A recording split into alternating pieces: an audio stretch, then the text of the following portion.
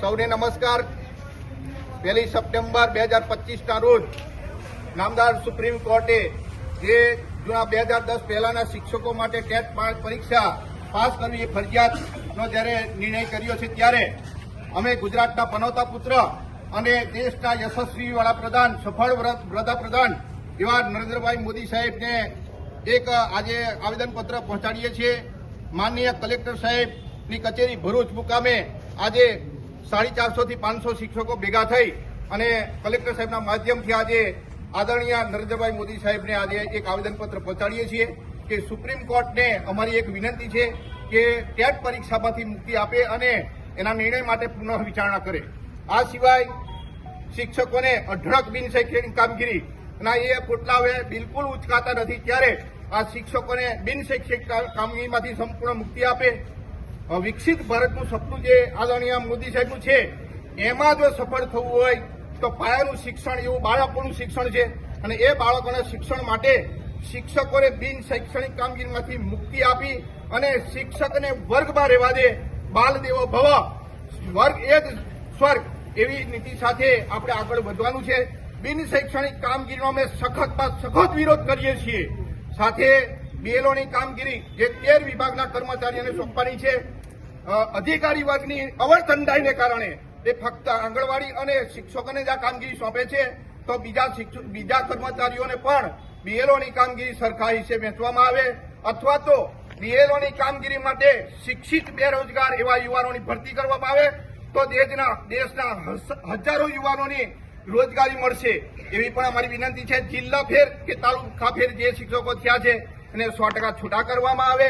સાથે જે શિક્ષકોએ પોતાના જિલ્લામાં જગ્યા ન હતી એટલા માટે બીજા નજીકના જિલ્લામાં જગ્યા માંગી છે, એવા જિલ્લા ફેરવાળા શિક્ષકોને વધુ એકવાર જિલ્લા ફેરબદલીની તક આપવામાં આવે।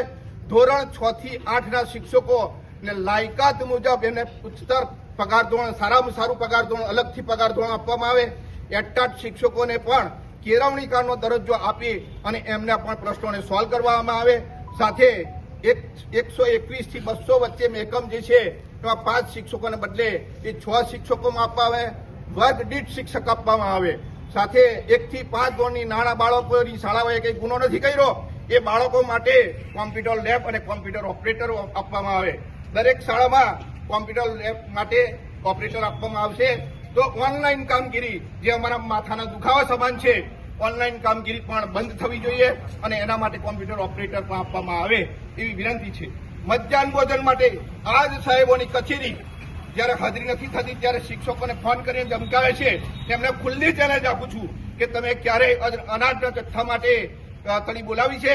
મહિના સુધી ચણાની દાળ નથી મળતી કે તુવેરની દાળ નથી મળતી, ચણા નથી મળતા, ત્યારે તમે બધા ક્યાં જાઓ છો? મારી ખાસ વિનંતી છે કે જે રીતે તમે ઓનલાઈન હાજરી માટે, મધ્યાહન ભોજનની હાજરી માટે કે શિક્ષકોની હાજરી માટે તળી બોલાવો છો, એવી જ તળી અનાજના જથ્થા માટે પણ બોલાવવામાં આવે।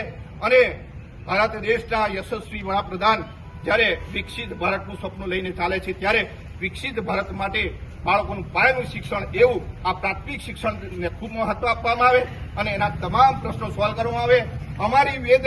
અમારી વેદના એ બાળકો માટેની વેદના છે અને આ વેદનાને વાચા આપવા માટે માનનીય કલેક્ટર સાહેબને આજે વિનંતી કરવા અને આવેદનપત્ર આપવા માટે અહીંયા અમે ઉપસ્થિત થયા છે। ત્યારે આપ સૌનો ખૂબ ખૂબ આભાર માનું છું।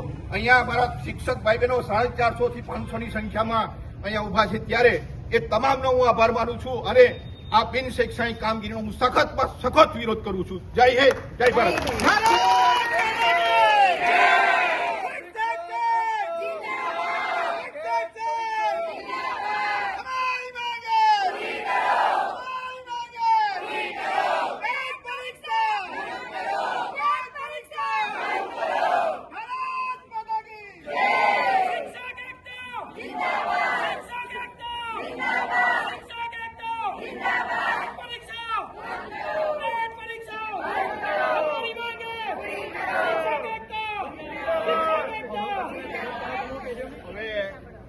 એક મહત્વનો મુદ્દો છે કે નામદાર સરકાર શ્રી તરફથી આ વિડીયો લીધું, ફરીથી લીધું।